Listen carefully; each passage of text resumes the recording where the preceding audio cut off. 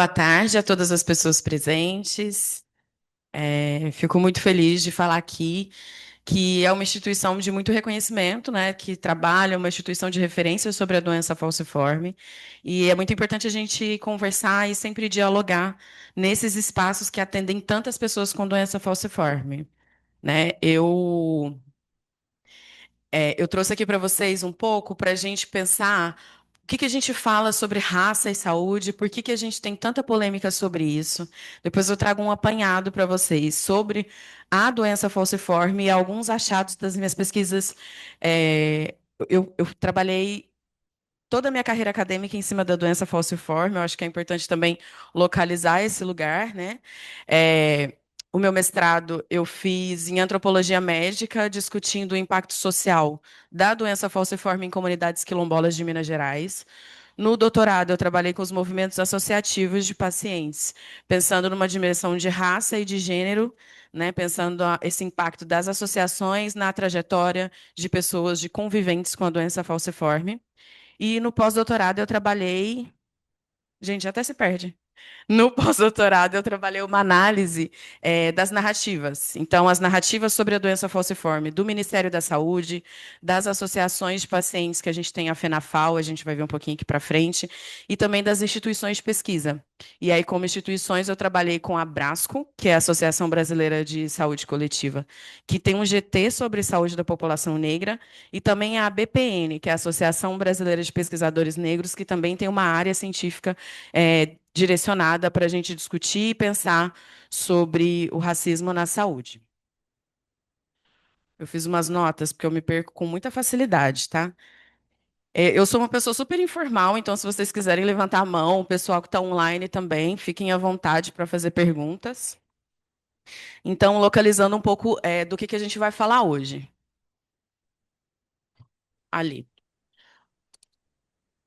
Bom, mas eu queria saber primeiro um pouquinho, mais, desculpa o pessoal online, mas assim, mais o pessoal que está aqui, o pessoal é residente, aco- faz tratamento aqui no Hemorrio, trabalha aqui no centro de estudos, só para eu ter uma noção geral aqui. E também estou desenvolvendo uma pesquisa, né, sobre a saúde da população negra. Então, como eu pesquiso mais para passar o letramento racial, eu estou focada mais nas doenças que mais afetam a população negra e a anemia falciforme também é uma delas. Mas acho que é porque o pessoal online não escuta, né? Se a gente não falar no microfone. Tá, mas o pessoal é mais residente, mais paciente, residente, é? Para a gente seguir, não, só para eu ter uma noção aqui, porque sempre que eu falo sobre doença falciforme, eu acho que é muito importante, às vezes, a gente partir do zero. A gente tem que ter uma consciência de que é uma doença que a gente tem eu não gosto muito de falar dessa forma, mas um desconhecimento que ronda em torno que é muito grave. Então, a gente vai passar ali quase pelo beabá da doença falciforme, que acho que é tão importante quanto a gente pensar nas implicações. Vamos ver se agora vai. Vamos falar sobre raça e saúde. Por que que é tão importante a gente discutir isso? Por que que é sempre tão problemático? Por que que traz tantas questões e tantas camadas por trás? Antes de eu me aprofundar nesse conceito em si, do que a gente está falando, de que raça a gente está falando, eu sempre gosto de trazer dois exemplos de como a ciência e a instituição biomédica trata os corpos negros. Alguém já ouviu falar sobre a Sarah Bartman? Já? Já? A Sarah era uma mulher da etnia Kwazan, na África do Sul. Já vou deixar aqui uma indicação. Tem um filme sobre ela chamado Vênus Negra, que está disponível no YouTube. É um filme assim incrível, mas eu vou dar alguns spoilers aqui para vocês verem o que, que é que a gente está falando. Essa etnia da Sarah, ela tinha uma característica física muito diferenciada, que era um avental genital. O senhor dela, vou colocar dessa forma para ficar mais nítido, ele foi. Ele convidou a Sarah a ir para a Europa, porque ela poderia ganhar muito dinheiro com todas essas características físicas diferenciadas. Então, ela foi levada para a Europa, ela ficou entre a Alemanha, a França e a Inglaterra, e ela era exposta em exposições circenses. Então, as pessoas que tinham muito dinheiro, por exemplo, poderiam pegar uma varetinha assim e cutucar a Sara, porque era o que que a gente tinha nesse cenário aqui? O corpo da Sara, tão diferente dos padrões europeus, com acúmulo de gorduras nos glúteos, que são características típicas da população negra, era colocado onde? Num lugar de animalização. Era colocado num extremo de uma hierarquia corporal, física, onde a Sara era totalmente desumanizada e levada para esse lado animalesco, esse lado circense. É como se não bastasse todas as humilhações, todas as questões e situações que a Sara foi colocada. Vocês já ouviram falar do Georges Cuvier, um naturalista francês? Não? Um cara, assim, muito reconhecido, dentro principalmente da biologia, que traz justamente toda uma discussão de hierarquização de corpos, de espécies. Ele pegou o corpo da Sara, ele estudava o corpo da Sara em vida, e quando a Sara faleceu, ele fez a taxidermização do corpo da Sara e o corpo dela foi exposto no Museu de l'Homme, em Paris, até 1974. A Sara faleceu em 1815. Então, aqui a gente traz muitas camadas para a gente discutir a detenção dos corpos, o sentido de posse. E aí, depois de várias batalhas diplomáticas, inclusive com o Nelson Mandela, o corpo da Sara voltou para a sua etnia, para ser, enfim, né, os restos mortais, porque a França não queria devolver, mas voltou para a África do Sul em 2001. A gente está falando disso, tipo, ontem. E eu acho importante para a gente ter uma noção temporal mesmo, de como essa lógica que a gente acha que está muito distante, quando a gente fala de racismo científico, está muito distante, mas como isso reverbera muito em como a gente pensa, em como a gente se porta e como a gente direciona, por exemplo, até o acesso à saúde, como a gente vai ver. Anarcha Westcott, alguém já ouviu falar dela?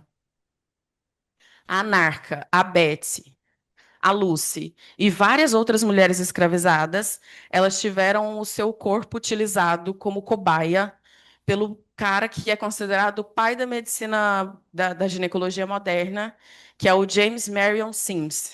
Ele que desenvolveu a técnica de. Sempre me foge, gente. Aquela aqui. Episiotomia. Aquela aqui com a mão. Como é que chama? A episiotomia. Então, ele desenvolveu essa técnica no corpo dessas mulheres escravizadas no sul dos Estados Unidos, que era o lugar assim mais racista possível. O corpo dessas mulheres foram utilizados para diversos experimentos. E o fato da gente não saber, e aí é sempre essas problematizações que a gente tem que trazer. E aí, falei para O fato da gente não conhecer, não saber absolutamente nada sobre essas mulheres E e ter aí, estátuas do James Sims em todo o mundo. ela que pode Então, ser assim, feita, como esses próprios apagamentos refletem como os corpos são lidos dentro da ABD, ciência. que é uma doença de Então, tem fio, um movimento de doulas que começou um pouco antes da pandemia, e que a expectativa era derrubar todas as estátuas do Sims e, no infelizmente não lugar vai dessa religião, porque estátua, a religião aqui é construir um a base. memorial em nome dessas mulheres Só que desse foram tão negócio aí do apagadas. publicitário, que ela tem Aí a altas gente outras obras para entender e publicar. falar, mas eu trabalho na Aí eu vou dizer eu como sou é da que área da cara, saúde. mas é Eu massa, acho que a sabe? gente tem que Cara, perder um pouco a ingenuidade de bom, por que que eu não conheço? Ah, passou batido. Ah, não, não é que tem intenção. Eu acho que é importante a gente sempre problematizar isso. Existe uma intenção de apagar os corpos que foram utilizados pela ciência. E aí, por que que é tão difícil discutir raça e saúde? Porque a gente parte, e aí vou dizer para vocês que eu sou bióloga, tá? Minha formação de base é a biologia. Quando a gente fala de raça na biologia, que é o mesmo conceito que reverbera muitas vezes dentro dessas ciências mais duras, da área da biomedicina, por exemplo, é que raças são dois indivíduos que, quando se cruzam, raças diferentes, se cruzam e não geram descendentes férteis. E aí, essa é a discussão que a academia diz que não se pode usar raça para humanos, certo? Nesse conceito legítimo duro, vou colocar dessa forma. Mas o Kabengele Munanga e diversos outros autores, todo o movimento social, a gente discute o quê? Raça é uma categoria política e social, porque a gente sabe que existe uma separação na nossa sociedade, né, que tem todo um passado, que a gente vai passar um pouquinho também aqui, mas é uma categoria política. E essa categoria foi utilizada para destituir identidades. Quando a gente pensa que o conceito de hierarquias raciais é a base do colonialismo. Tudo bem? Certo? Então, tem todo um apagamento histórico, enfim, como a gente colocou nesses dois exemplos que eu trouxe para vocês. E aí eu sempre discuto os racismos. A gente tem avançado muito nessas discussões. A gente tem o racismo obstétrico, a gente tem o racismo religioso, a gente tem o racismo ambiental, a gente tem diversas construções que a gente consegue hoje nominar nessa categoria de racismo. Mais um ponto que eu acho importante da gente discutir é o seguinte: quando a gente fala de racismo, a gente remete lá a 1800. Ah, racismo é um processo histórico. Ele é um processo histórico. Mas é muito importante a gente considerar que ele é um processo que também se atualiza cotidianamente. Certo? A gente traz, claro, toda a nossa estrutura escravocrata da sociedade, mas é um mecanismo social que se refina e que se atualiza. Então, não está errado a gente pensar que é um conceito, um processo histórico, mas a gente também tem que olhar para ele no nosso cotidiano. Quando a gente pensa, por exemplo, eu acho que não tem nada mais novo, essa nova faceta do racismo algorítmico, por exemplo, né? A gente pode conversar um pouco mais sobre isso depois. Então, a saúde da população negra sempre foi colocada numa lógica secundária. E aí, como eu digo nessa lógica secundária, que a saúde da população negra, quando a gente olha ali no período colonial, era vista só quando colocava em xeque a saúde da população branca da elite. Né? Então, a gente tem ali a população negra escravizada como considerada a causa de todos os males físicos e sociais. E para resolver essa questão, eram direcionados conselhos higiênicos para dispor as pessoas nos espaços de senzala, para evitar a propagação de doenças, por exemplo. E a religião, né, colocada como uma forma de higiene moral dessas pessoas.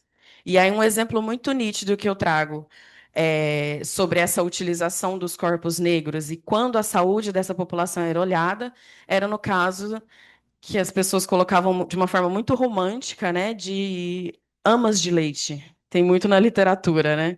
E que hoje a gente já reconhece como uma amamentação mercenária.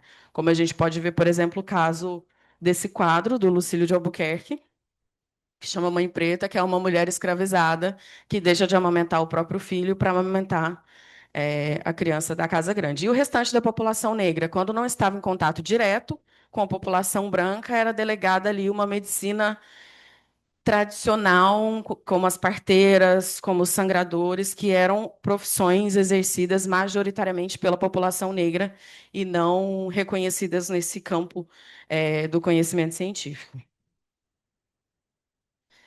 E aí a gente tem, em 1888, a primeira fake news,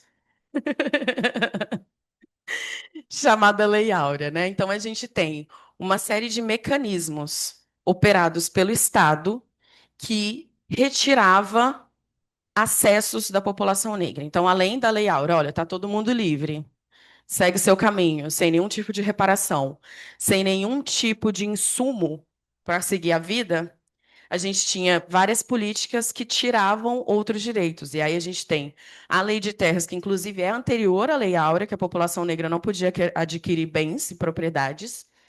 E a gente tem diversas diligências, né, que proibiam a população negra aos espaços formais de educação.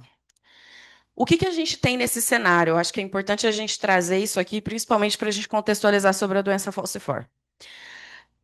A gente tinha um cenário nacional e internacional que pregava que quanto mais clara a população, maior seria o progresso e o desenvolvimento dessa nação.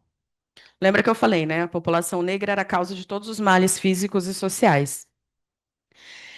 Então, o Estado começou a operar em políticas que tentasse branquear, que tentasse clarear a população para passar essa imagem de progresso. E aí, nesse processo de miscigenação, é importante a gente pensar aqui nessa causa de males físicos, e aí vou só jogar para vocês, não vou discutir onde fica a doença falciforme nesse cenário, tá? Vamos pegar isso aí e guardar, a gente já vai falar.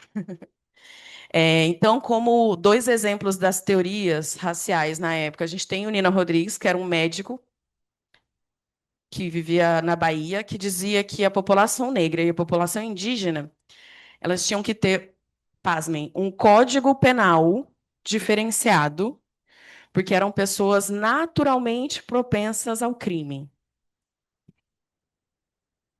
E aí, quando a gente pensa no reflexo disso na segurança pública atual, onde a população negra, os corpos negros são os corpos matáveis, quando a gente entra toda uma discussão de necropolítica, de onde parte esse pensamento na nossa sociedade? E teve um cara que, às vezes, eu não gosto de colocar o nome dele ali, mas ele chama. Ai, que bom, eu esqueci. Lembrei, João Batista de Lacerda. Ele foi convocado pela ONU para ir no Congresso Universal das Raças, em Londres, em 1911. E ele chegou lá, gente, ele teve a ousadia de falar num congresso da ONU que o Brasil, em 3 gerações ou 100 anos, conseguiria eliminar toda a população negra. Que com todas as políticas que eles estavam provocando, que eles estavam atingindo, que não teria mais preto no Brasil. Então, que a partir dali seria um país próspero e naquela expectativa inalcançável de prosperidade que se tinha na época, né? E é importante colocar, não sei se vocês sabem, que o Brasil era um dos lugares que tinha o maior número de pessoas declaradas nazistas fora da Alemanha. Eu fico muito indignada. Então, a ideia era o quê? Esse aqui é um quadro do Modesto Burgos, um pintor espanhol que teve aqui em 1895.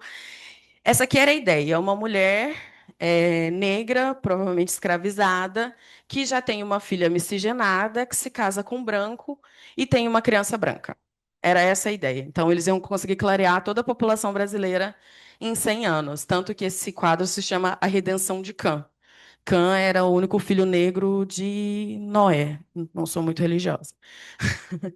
E aí, em 2022, o Skelton, um artista, traz uma releitura desse quadro, que eu acho que é sempre muito importante a gente colocar o que a gente tinha, e essas releituras trazem muitas polêmicas e muitas discussões para a gente trazer, né? Então, aqui, o Skelton coloca, renomeia o quadro como a bênção, olhai para o céu e agradeça as suas raízes, com todas as pessoas desse quadro negras.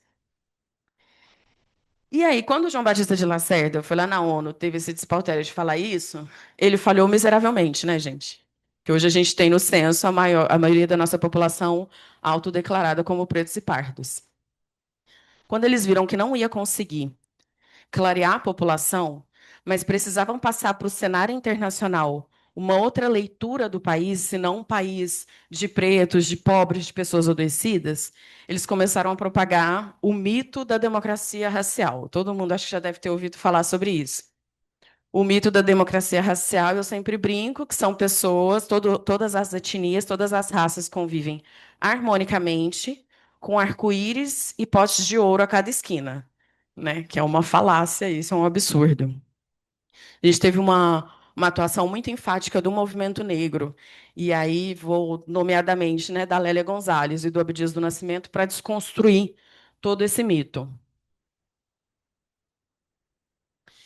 E aí a gente tem um reflexo na marginalização que é muito grande, quando a gente pensa em todas essas histórias que a gente contou aqui, onde está a população negra hoje? Então, quando a gente pensa nos espaços de educação, nos espaços formais de educação, a gente tem um artigo da Arboleia que diz que quanto mais alto o grau de qualificação, menor é a representação da população negra nesses espaços. Doutoras negras no Brasil representam 0,2%. É uma estatística muito grave quando a gente pensa em evasão escolar, quando a gente pensa em todos os cenários, e quando a gente pensa que a taxa de analfabetismo é muito mais alta dentro da população negra do que dentro da população branca. o mercado de trabalho, o acesso ao trabalho formal, as desigualdades salariais. Quando a gente pensa, por exemplo, que mesmo dentro de espaços formais, tanto em espaços formais quanto em espaços informais de trabalho, as mulheres negras seguem sempre recebendo menos que todo mundo.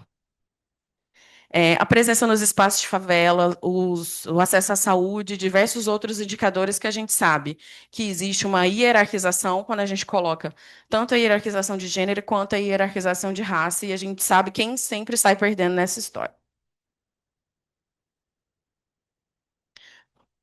Bom, muita gente aqui da saúde, muita gente residente. Isso aqui é um pouquinho mais teórico, mas para a gente pensar, considerando todo esse reflexo de marginalização, onde estão onde está a população negra nesse cenário? E aí a gente pensar nos determinantes sociais em saúde. Então, onde essas pessoas moram? O que essas pessoas comem? Se elas trabalham, os aspectos econômicos, culturais, sociais, comportamentais, psicológicos, tudo isso vai influenciar na forma como essa pessoa adoece, na forma que essa pessoa restabelece a sua saúde. Esses são os determinantes, certo?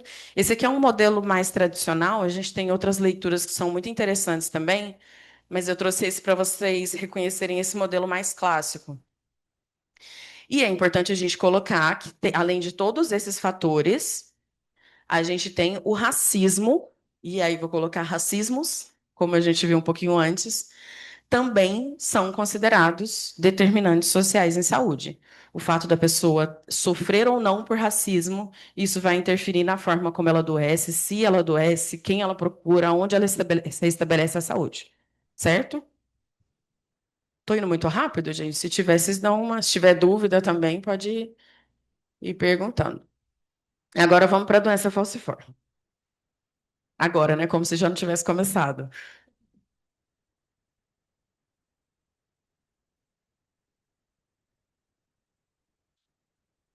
A gente tem vários nomes. A gente tem a doença falciforme, a gente tem síndrome falcêmica, a gente tem drepanocitose, a gente tem anemia falciforme, a gente tem vários nomes para chamar essa doença. Tem o síndrome drepanocítica, também se chama por aí. O que acontece? A nossa hemácia, ela vou falar assim como eu falei para vocês, vou trazer quase o beabá aqui para a gente entender. A nossa hemácia, ela é redondinha, ela tem um côncavo. Ela parece aquela balinha soft que as crianças engasgavam na década de 90. E a função dessa célula é transportar o oxigênio pelo corpo. Tudo bem? Quando a pessoa tem a doença falciforme, essa célula sofre um processo de falcização. Esse processo, essa célula fica num formato de foice, num formato de meia-lua. Por que a hemácia tem esse formato? Ela vai transportar o oxigênio e ela vai passar, ela é flexível e vai passar pelos vasos sanguíneos. Quando ela fica no formato de foice, ela não consegue transportar o oxigênio da mesma forma e ela fica enrijecida. E por ficar enrijecida, ela não consegue fluir da mesma forma pelos vasos sanguíneos. E aí a gente chama de hemoglobina S, que é do sickle, que é foice em inglês. A gente tem que parar de usar, né, essas referências em inglês. A gente tem uma estimativa que tenha 3.500 crianças por ano com a condição, cerca de 200 mil pessoas com traço falciforme e mais de 7 milhões de pessoas com o traço falciforme. Mas o que é traço? O que é a doença? O que acontece?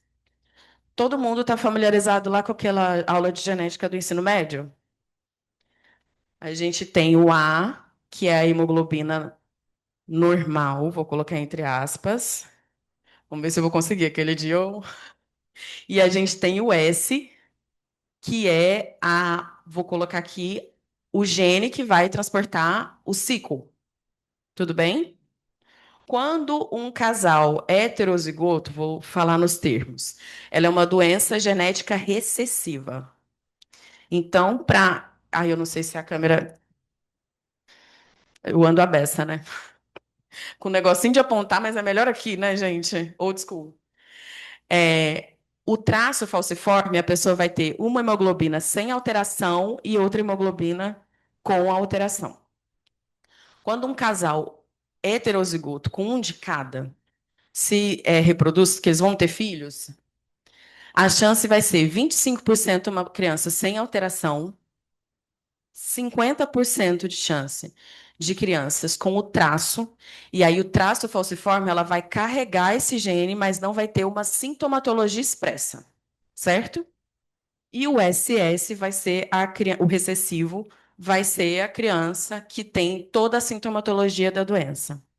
Mas, Winnie, qual que é a sintomatologia?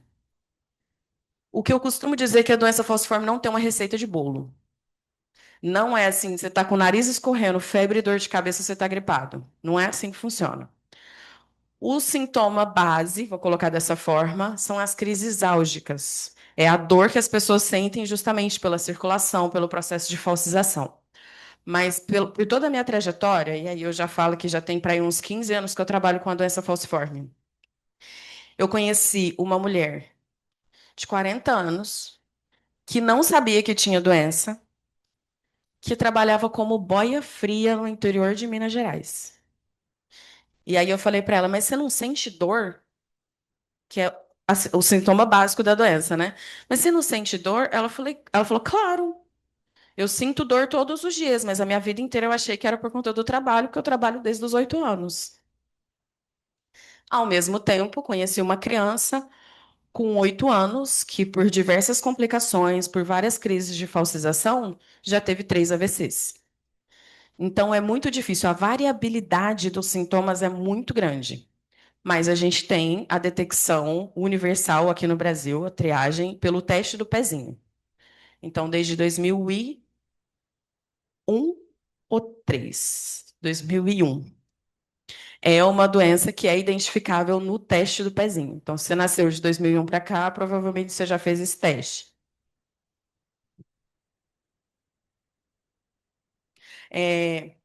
Vamos seguir. E aí, o histórico dessa doença no Brasil e toda essa relação que a gente tem com a população negra é muito explicada por esse mapa. Esse mapa é muito tradicional quando a gente faz pesquisas e discute sobre a doença falciforme. Mas trazendo um pouquinho na teoria, o primeiro relato científico oficial é desse americano, James Bryan Herrick, que ele identificou uma anemia crônica em pacientes do Caribe, em alunos que ele tinha do Caribe. Então, foi o primeiro relato científico. Mas aqui no Brasil, a gente tem relatos de um médico chamado José Martins da Cruz Jobim, que em 1835 identificou uma doença muito específica da população empobrecida e escravizada no país. Então, a gente já tinha alguns relatos de como isso ocorria na nossa sociedade, como essa doença já era vista, onde ela era localizada nas pessoas empobrecidas, nos escravizados, aqui no Brasil. Mas por que tem tanta essa relação? Existem várias hipóteses sobre a origem dessa mutação. É uma mutação genética que aconteceu principalmente no continente africano e no sul asiático. Quem tem, e aí vamos voltar lá, quem tem o traço tem uma certa resistência à malária. Porque o plasmodium, né, que é o agente causador da malária, ele não consegue se desenvolver nas células que têm uma certa porcentagem de falsização e que têm um tempo de vida média mais curto. Então, foi um efeito protetor da malária. Mas o efeito, não gosto de muito usar essa palavra, mas o efeito deletério foi o SS, que é a expressão dessa sintomatologia que a gente observa.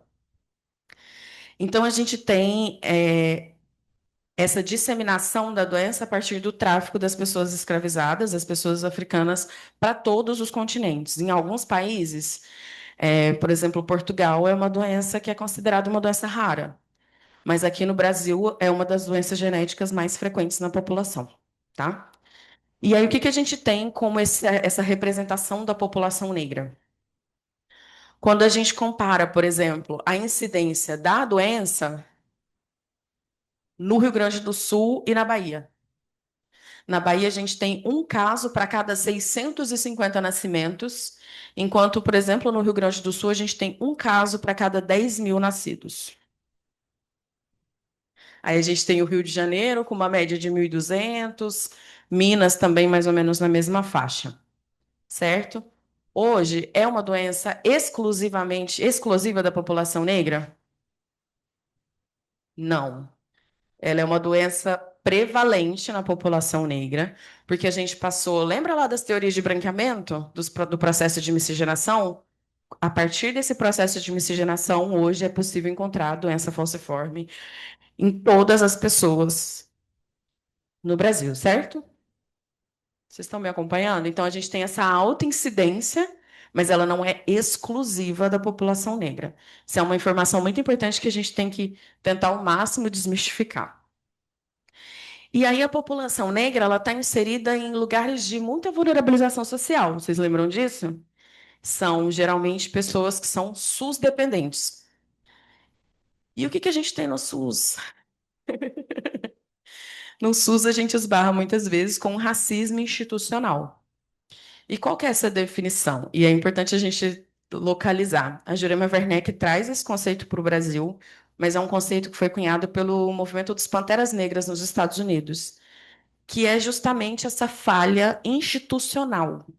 Não é um racismo interpessoal, é uma falha das instituições de prover um acesso a um serviço de qualidade em função da raça, da cultura, da origem étnico-racial, da religião para as pessoas. Certo? A gente faz muita confusão com esse conceito, mas é a falha institucional. E essa falha a gente vê como esse reflexo de descaso, de desinformação, quando a gente fala dessa condição crônica. E aí, pensando um pouco mais acadêmico, tá, gente? Na minha pesquisa de doutorado, de pós-doutorado, o que eu sempre fui observando é que a doença falciforme é uma condição crônica. A gente tem várias teorias sobre o adoecimento crônico, mas o que é atravessado na experiência do adoecimento crônico com as pessoas com doença falciforme vai além disso. Então, é diferente de um adoecimento crônico de outra condição e a experiência de adoecimento falciforme. E aí depois eu vou deixar a indicação para vocês dessa leitura. Mas explicando um pouco é o seguinte. Então, existe... Não gosto tanto de usar essa expressão, que eu acho que ela foi um pouco utilizada demais e perdeu um pouco o sentido. Mas a experiência falciforme, ela traz várias interseccionalidades. Tá? Ah, ficou tão pequenininho, vocês conseguem ver?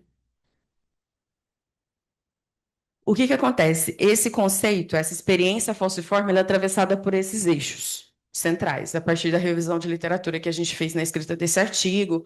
Eu escrevi com a Marta Moreira e com o Romeu Gomes. Como o cotidiano e os itinerários são influenciados. Então, o cotidiano, a convivência com a doença. E aí eu sempre falo que a gente tem que fugir um pouco dessas lógicas de pensar paciente, nessas terminologias mesmo, né? Então, eu sempre uso conviventes, porque a pessoa que convive com a doença falciforme nunca é só a pessoa que é afetada pelos sintomas. Tem todo um contexto que envolve essa pessoa, uma rede, que também são pessoas que convivem com a doença. Ainda que não fisicamente, geneticamente, mas são pessoas que são afetadas, entre aspas, diretamente pela doença falciforme. Então, essa convivência diária com a doença falciforme, a escolha por busca de tratamento, todo esse sentido atravessa a experiência falciforme, o cuidado, e aí em várias camadas, o autocuidado, o cuidado materno, que a gente tem um cenário que é muito grave, que as mães, com toda a construção social do papel da mulher na sociedade, abandonam carreira, abandonam emprego para se dedicar exclusivamente aos cuidados das crianças com doença falciforme.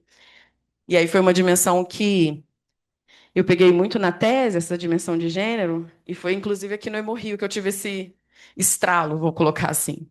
Eu estava numa reunião como uma forma de fazer uma prospecção, né, de entender o que que eu ia pesquisar, uma reunião da Farge.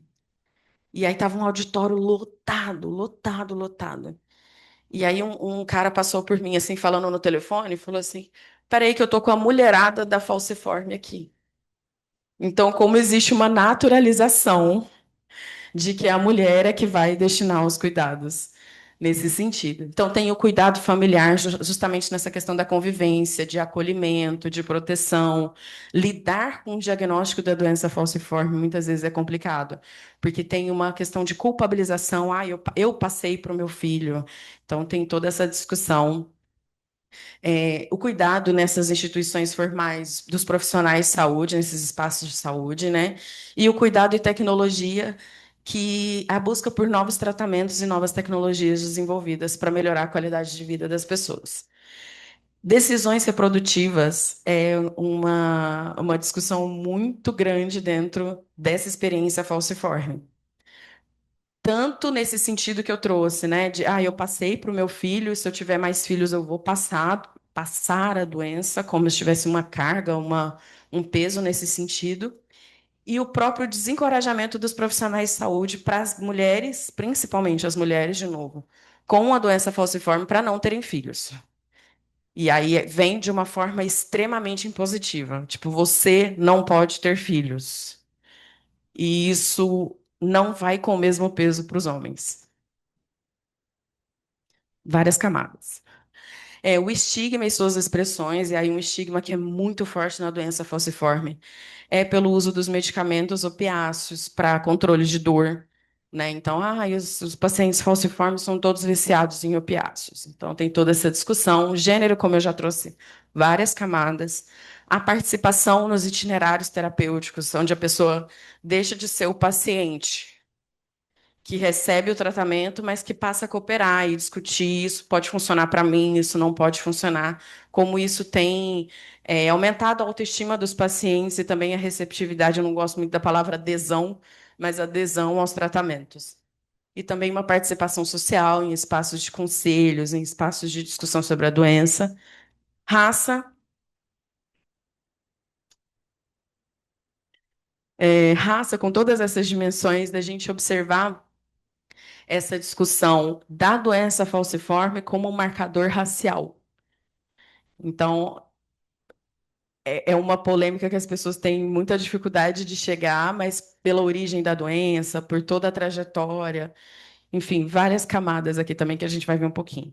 E a religiosidade, pensando sempre a religião também como um promotor de bem-estar, um promotor de saúde, um promotor de cuidado, independente da religião que a pessoa siga, tá? E aí eu trouxe aqui para vocês, eu acho que eu já estou super avançada da hora, né? Falo a beça, gente. Vou tentar ser mais rápida. Mas aqui são alguns eixos e algumas falas que, que eu recebi, né, das entrevistas do meu doutorado. Então, como o próprio diagnóstico da doença falciforme é complexo. E aí provoco vocês, pensando nesse espaço institucional que a gente está, o que que faz, por exemplo, essa dificuldade de diagnóstico, um diagnóstico errado? Muitos pacientes que não tiveram um diagnóstico lá no teste do pezinho tem vários e vários diagnósticos errados, fibrose cística, artrite reumatoide. E aí provoco vocês a pensar o seguinte: quais são os mecanismos que operam nos espaços de educação desses profissionais que não fala da doença, de uma das doenças genéticas mais frequentes na população brasileira, mas fala de fibrose cística, que é uma doença rara. Aquela que joga bomba. Como esses profissionais saem de uma graduação, saem de um curso técnico que seja, sem saber o que que é a doença falciforme, se é uma pessoa que trabalha com saúde. Então, o próprio diagnóstico é uma questão, né? Aqui não são os nomes das pessoas, são pessoas, mulheres negras da história brasileira, mas várias camadas desse problema. A dificuldade de chegar a um diagnóstico, por exemplo, essa mulher foi diagnosticada com febre reumática. A aceitação da doença, porque é uma doença que vai exigir um cuidado pela vida toda. O cuidado seja por um remédio de uso contínuo, mas muitas vezes isso pode se complicar. E o estigma e a vergonha. Essa fala me marcou muito, que é a mãe dizendo que a criança tinha os olhos amarelados, que é a icterícia, que é comum em pacientes com a doença falciforme, e que as pessoas se afastavam da criança no ônibus porque achavam que poderia pegar alguma coisa. E aí tem um estigma que é muito complexo a gente pensar que muitas vezes também não é uma doença visível, né? E aí essa questão do trauma, da marca, como isso também existe uma questão sobre isso, e como também não ter te coloca em xeque. Ah, mas você tem mesmo? Que eu não estou vendo que você tem uma doença crônica. Então as pessoas são colocadas nesse outro lugar de dúvida. Como eu trouxe, né, a doença falciforme como marcador racial, discutindo a ancestralidade, a construção da identidade, a credibilidade para as pessoas que não são negras e que têm a doença. Por exemplo, você tem certeza que essa criança tem a doença falciforme, mas ela é tão branquinha? Será que tem mesmo? Você confirmou? Então, quando coloca essa credibilidade e o racismo institucional, todas essas são falas de mulheres que eu entrevistei durante a minha pesquisa de doutorado. A dor, como eu já trouxe, né, tem uma relação muito forte com a morte. Ah, eu prefiro morrer do que sentir essas dores. E aí eu uma vez perguntei para uma pessoa, como é que é? Tenta me explicar como é essa dor. E a explicação dela me fez chorar uns 2 dias, tá? Falou assim: sabe quando você está dormindo e do nada você sente aquela cãibra na batata da perna? E eu, no meu nível de mais exagero, nossa, é horrível. Nossa, é muito ruim, é uma dor horrorosa. Ela imagina essa dor no corpo todo por dias. Então a gente não tem noção. Claro que a dor é uma questão muito subjetiva, mas essa descrição da dor me deixou assim sem palavras. E quando essa dor também é questionada. Você está com dor, mesmo se você está querendo morfina, que é o que a gente chama da opiofobia, que é a resistência tanto dos pacientes quanto dos profissionais de saúde em prescrever, em utilizar esses medicamentos pelo estigma, pela potencialidade de dependência e tudo isso. E aí, uma pessoa que eu entrevistei, uma mãe que tinha perdido um filho com a doença, lá no interior de Minas.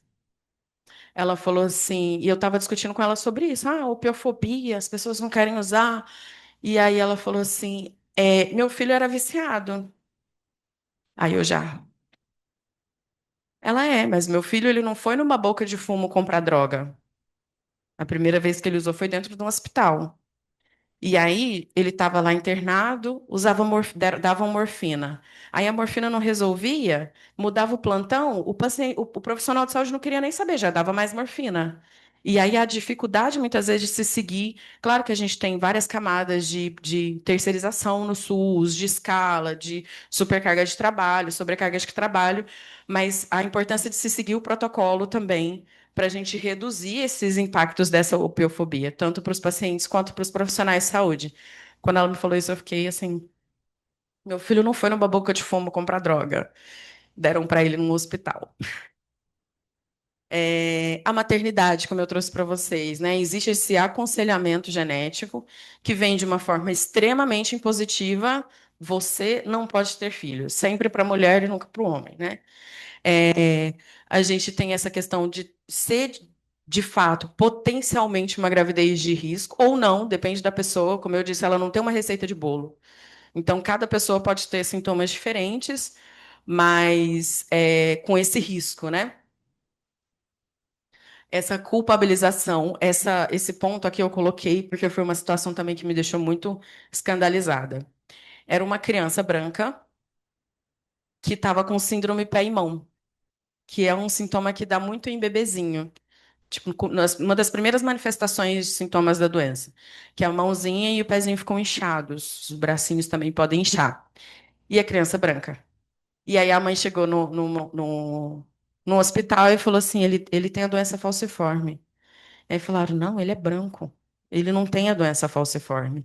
E aí, como a criança estava roxinha, porque acontece, né, esses hematomas, chamaram a polícia para a mãe. Antes de confirmar se ele tinha ou não uma doença, a mãe não pôde ficar com a criança. Enfim, uma situação muito grave. E aí, de novo, quais são os mecanismos que operam nos espaços de educação desses profissionais de saúde que distanciam o conhecimento sobre a doença falciforme desses espaços, sabe? E como eu trouxe para vocês também a dedicação a dedicação materna, o abandono da carreira, enfim, todas essas questões. Sobre o mercado de trabalho, tem uma inserção que é complicada, porque tem várias, as pessoas podem ter várias crises de dor e está sempre distanciada, tanto dos espaços escolares, com períodos de internação, quanto dos espaços de trabalho. Essa ocultação de diagnóstico aqui também me pegou muito durante a pesquisa, que a mulher ela era técnica de enfermagem, tinha doença, e ela tinha que esconder que tinha doença, porque senão não contratavam ela. Então, ela foi dar o plantão e ela simplesmente vomitava escondido, porque ela não podia perder o emprego. Então, ela passava mal, ela disfarçava, ela fingia que ia no banheiro, vomitava. Então, quão perverso essa maquinaria nossa social funciona para essas pessoas que têm que, gente, vomitar escondido no trabalho, porque a pessoa não podia descobrir que ela tinha doença falciforme, senão ela era mandada embora. Com os profissionais de saúde, a relação das pessoas com os profissionais de saúde, muitas vezes é muito complexa, e aí eu vou falar isso com muito cuidado, né? Existe uma falta de informação. Então, essa pessoa me disse, não tinha emergência para isso e os médicos, ninguém queria botar a mão. Parece que paciente falciforme é um negócio de outro mundo e ninguém quer botar a mão. E a síndrome do jaleco, que muitas vezes o profissional, eu estou tentando ser delicado com as palavras, mas muitas vezes o profissional vem de uma posição tão hierarquizada que não consegue checar se o paciente entendeu o que ele estava falando, falar de uma linguagem mais acessível.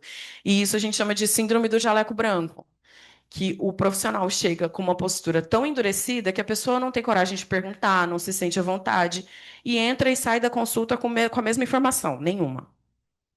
Então, a importância também da gente formar profissionais de saúde que sejam acessíveis e que sejam flexíveis na forma em que passa as informações, no cuidado. A gente fala tanto de humanização, né?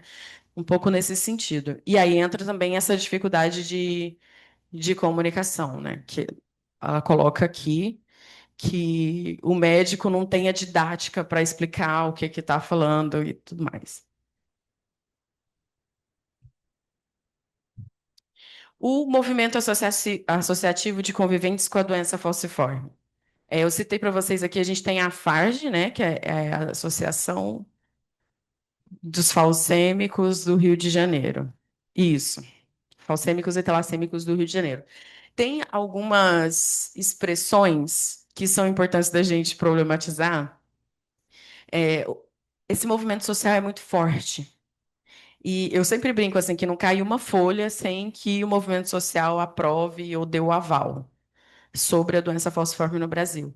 Então, é uma expressão, por exemplo, falcêmicos, é uma palavra que a gente já não usa, porque aí a gente aprende muito dos outros movimentos de pacientes. Então, da mesma forma que não se fala mais falcêmicos, não se fala mais aidéticos. Palavra horrorosa, né? Não se fala mais, se fala pessoa que vive com conviventes. Portadores também é uma expressão que não se usa, porque a gente fala, portar o traço falciforme. É portador da doença. Não, quando você porta algo, é algo que você tem com você e que você pode retirar a qualquer momento. Não é o que acontece. Então, a gente tem a FENAFAL, que é a Federação Nacional das Associações de Pessoas, das Pessoas com Doenças Falciformes. É uma federação que reconhece mais de 60 associações no país todo. E aí eu sempre. Esse foi o tema, né, da minha pesquisa de doutorado, mas a importância da FenaFal, desse movimento de pacientes, para reconfigurar o olhar sobre a doença falciforme. É a partir desse movimento, o que se olhava biologicamente da doença. Olha a diferença que faz você olhar a doença da pessoa ou a pessoa com a doença. A gente engloba todo o contexto que aquela pessoa carrega, todas as interseccionalidades que aquela pessoa traz. Então, um dos grandes responsáveis no Brasil por essa reconfiguração de rota foi a FENAFAL e todas as associações que integram.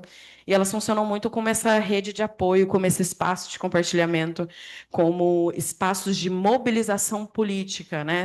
Todas as discussões sobre incidência política para se conseguir políticas públicas, para se conseguir acesso a diversos cenários que a gente tem da doença.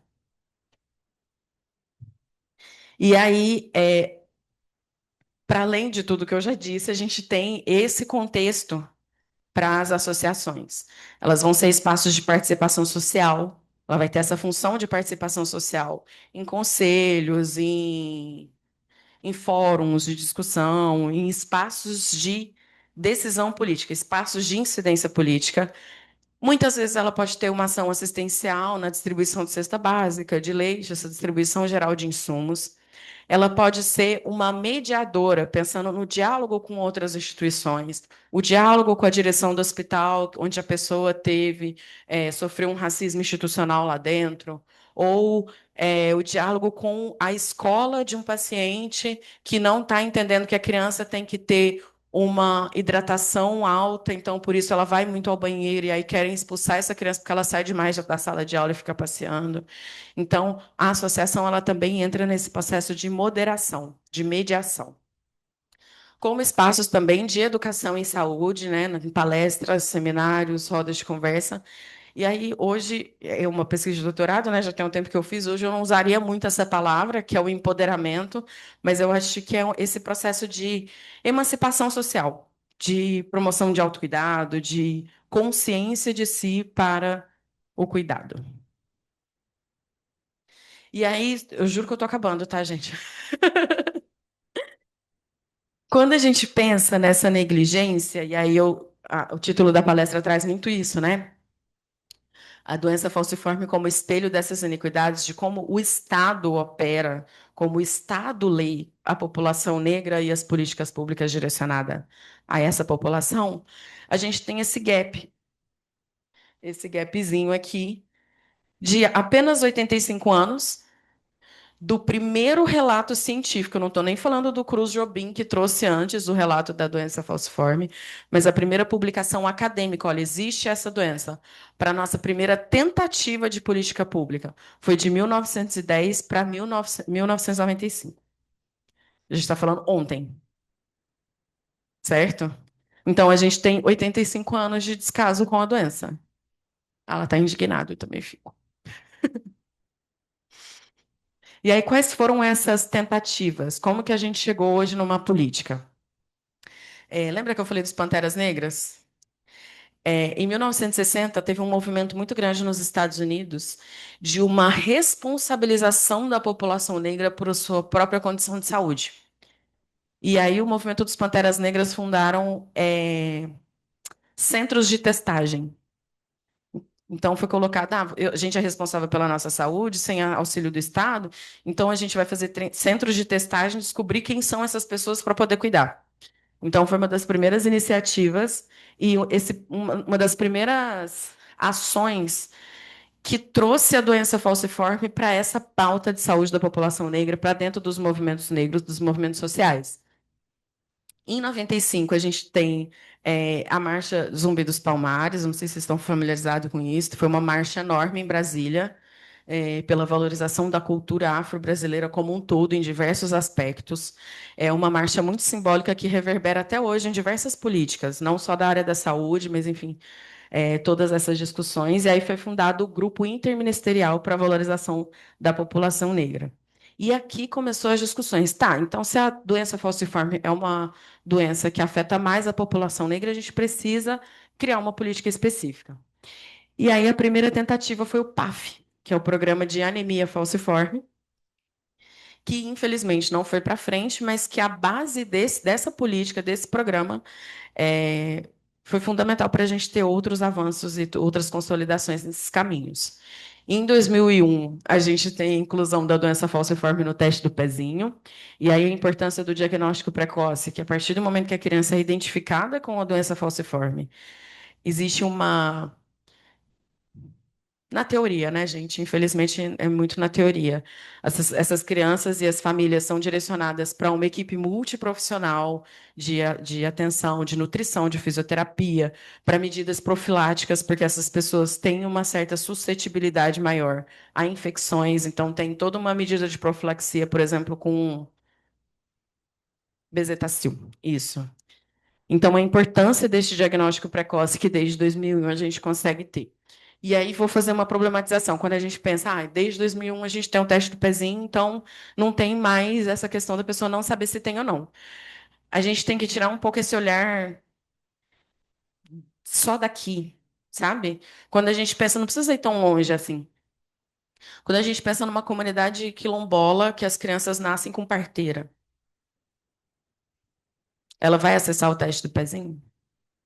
Então, a gente também tem que levar para outras lógicas. Por exemplo, no Pará, estava conversando esses dias com uma amiga de lá e ela falou: Winnie, aqui o teste do pezinho não é universal, não. Você está achando que é fácil chegar na ilha do Marajó e testar? Não é assim que funciona. Então, a gente diz, é claro, é obrigatório, é universal, todo mundo tem direito, mas o acesso, muitas vezes, pode não acontecer. Em 2005, a gente tem uma consolidação do Programa Nacional de Atenção Integral às pessoas com doença falciforme, e até caiu as outras hemoglobinopatias, né? E a gente tem também, em 2009, a Política Nacional de Saúde Integral da População Negra, é, que também traz essa discussão da doença falciforme, do direcionamento à equipe multiprofissional, do acesso a medicamentos, entre outros detalhes. E em 2023 e muito discutido esse ano, o ano passado, 23, 24, 25, ela agora é uma doença de notificação compulsória. Quando a pessoa não é identificada no teste do pezinho e chega na emergência e é diagnosticada, existe um protocolo para essa notificação compulsória. A gente tem 2 dias que são muito importantes para a doença falciforme, que é o Dia Mundial de Conscientização da Doença, que é 19 de junho, e a gente tem o Dia Nacional da Luta pelos Direitos das Pessoas com Doença Falciforme, recentemente, 27 de outubro. E aí vou deixar aqui as indicações para quem tiver interesse. Eu estou aqui à disposição para a gente conversar, claro, mas para quem quiser saber mais, tem a descrição do artigo científico trazendo essa discussão do conceito da experiência falciforme, experiência de adoecimento falciforme pelas lentes qualitativas. É uma revisão bibliográfica que traz a distribuição de todos aqueles eixos que eu trouxe para vocês, fazendo uma análise das políticas de 2000 para cá. Eu escrevi com a Marta Moreira e com o Romeu Gomes, como eu trouxe para vocês. Tem um documentário que está disponível no YouTube, Meia Lua Falciforme, olhos e ouvidos atentos para relatos carregados de emoção. É um. Só assistam. É muito, muito interessante. Posso passar? O pessoal está tirando. Tem o livro da Alessandra Reis, que eu sou muito emotiva, né? Eu chorei a beça lendo o livro dela. É, ela traz as poesias sobre a doença falciforme. E aí ela traz essa questão da meia-lua, que a meia-lua é o formato de foice da doença. E aí ela traz as fases da lua, é uma coisa, é brilhante. E ela é uma pessoa que vive com a doença falciforme. E assisti tudo, viu? Supacel. É interessante também para acessar o público jovem, né? Quando a gente fala sobre esse adoecimento. Eu vou tentar não dar spoiler, eu assisti essa semana, eu fiquei super empolgada. É uma ficção científica onde as pessoas que têm o traço falciforme têm superpoder. E aí eles vão se resgatando toda uma discussão de ancestralidade, toda uma discussão genética e ai, é muito interessante. Assisto. Não vou falar mais nada. É isso, muito obrigada. É, Antes de abrir para as perguntas, a gente tem um pouquinho de tempo ainda. Eu queria muito chamar a Natália para falar um pouquinho para vocês. Eu sei que eu não posso falar isso, mas eu entrevistei ela já também nas minhas pesquisas. Ela é uma pessoa que vive com a doença falciforme e também pesquisa sobre a doença falciforme. Então, por favor, Natália. Gente, boa tarde a todos que estão aqui no auditório e os que estão online. Eu tô com um pouco de vergonha, eu falei para ela, o que que você quer que eu faça? Que eu não esperava, eu vim mesmo como paciente, né? Não gosto também muito dessa palavra, mas eu faço tratamento aqui no Hemorrio há 32 anos. Vim como paciente, como pessoa, como estudante, como assistente social também, que sou formada em serviço social. E hoje eu faço mestrado em relações étnico-raciais pelo Cefet e eu estou estudando a área da educação. Porque a gente fala muito da questão do racismo institucional muito ligado à saúde. A gente fala racismo institucional, a gente pensa na saúde. Mas a gente está. Quem convive com a doença falciforme também convive em outros espaços, né? Não estamos só no hospital, num posto de saúde, estamos nas escolas, a gente acessa as políticas de assistência, de previdência. Inclusive, também eu fiz um trabalho de especialização falando sobre o direito trabalhista das pessoas com doença falciforme na Covid-19, que eu fiz essa especialização em direitos humanos e saúde em 2020, o ano da pandemia, e o que me motivou a escrever sobre isso foi porque eu tive um lugar de privilégio, entre muitas aspas. Eu era, na época, agente comunitário de saúde e eu era servidora pública. Então, eu pude ter o privilégio, como eu disse, entre muitas aspas, de me afastar do meu trabalho, sem prejuízo de salário, e continuar mantendo tudo, né? Meu salário, minha vida, normalmente, né? Naquele período caótico, mas enfim, só que outros pacientes, eu fiz algumas entrevistas também online por causa desse período pandêmico.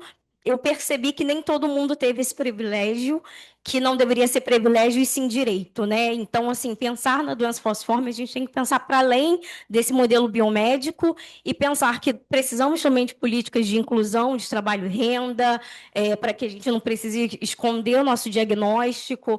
Precisamos pensar de como somos tratados nas escolas e nas universidades. Também acessei a universidade pública e eu nunca tive nada, nenhuma ação inclusiva ali, que fosse inclusiva, por conta do meu diagnóstico, consegui fazer a graduação, mas só quem convive com a doença falciforme sabe ali como é no dia a dia, muito cansaço. Às vezes às vezes até, me desculpe a palavra, o termo, às vezes eu me sentia meio que burra na universidade, assim. Mas eu tinha fazia um trajeto muito longo, acordava muito cedo para ir para a universidade, ficava extremamente cansada, e quando chegava na universidade, o cérebro já não estava raciocinando mais nada. E às vezes eu me sentia muito para trás. E eu só consegui perceber isso muito depois, né? Depois que eu passei da universidade, e o quanto o racismo também me atravessou, tanto nos espaços da saúde e em outros espaços, eu só consegui compreender depois que eu consegui ter um letramento racial também. E então é isso, assim, acredito que esse espaço é muito importante. Gostaria de parabenizar também a direção, os responsáveis por esse evento, e a Winnie também, eu adoro ouvi-la, então é sempre um prazer. Obrigada.